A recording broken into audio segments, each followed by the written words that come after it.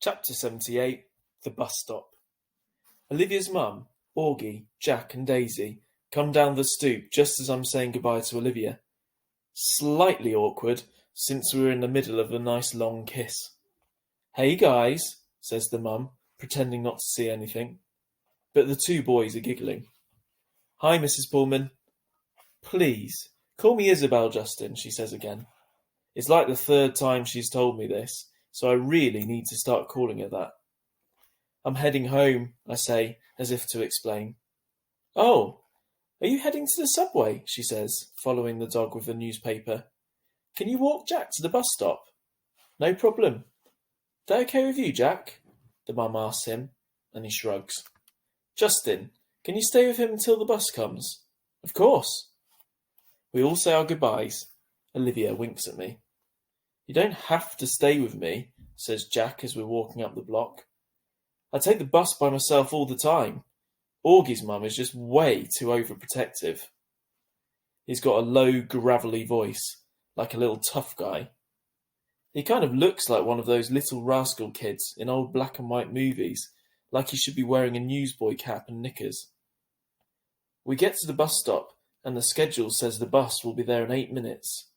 "I'll wait with you," I tell him. "Up to you," he shrugs.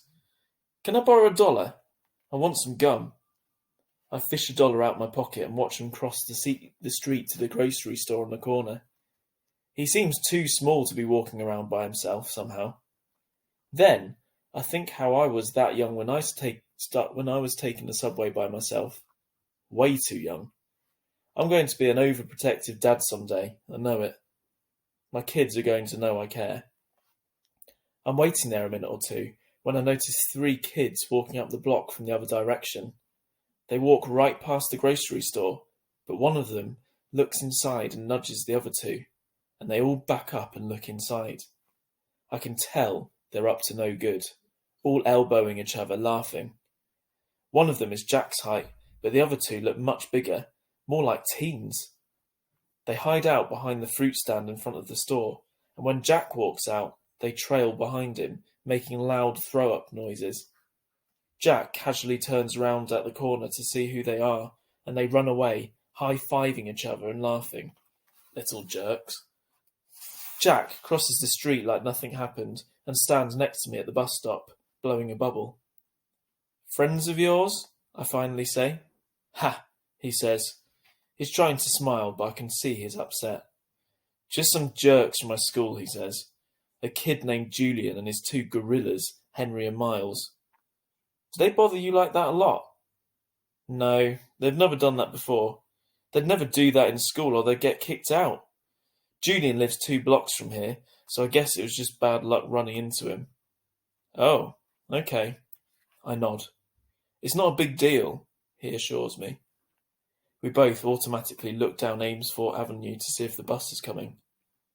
"We're sort of in a war," he says after a minute, as if that explains everything. Then he pulls out this crumpled piece of loose-leaf paper from his jean pocket and gives it to me. I unfold it, and it's a list of names in 3 columns. "He's turned the whole grade against me," says Jack. "Not the whole grade," I point out, looking down at the list. He leaves me notes in my locker that say stuff like, "Everybody hates you." "You should tell your teacher about that." Jack looks at me like I'm an idiot and shakes his head.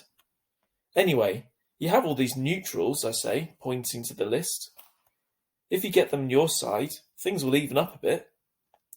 "Yeah, well, that's really going to happen," he says sarcastically. "Why not?" He shoots me another look, like I am absolutely the stupidest guy he's ever talked to in the world. "What?" I say.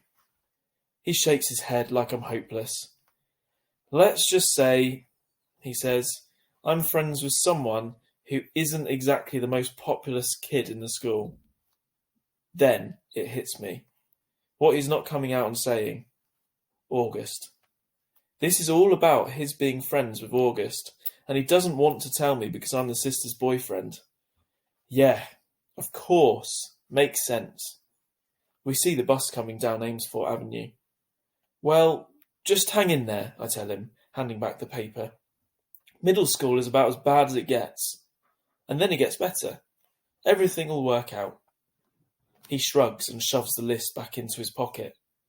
We wave bye when he gets on the bus, and I watch it pull away. When I get to the subway station 2 blocks away, I see the same 3 kids hanging out in front of the bagel place next door.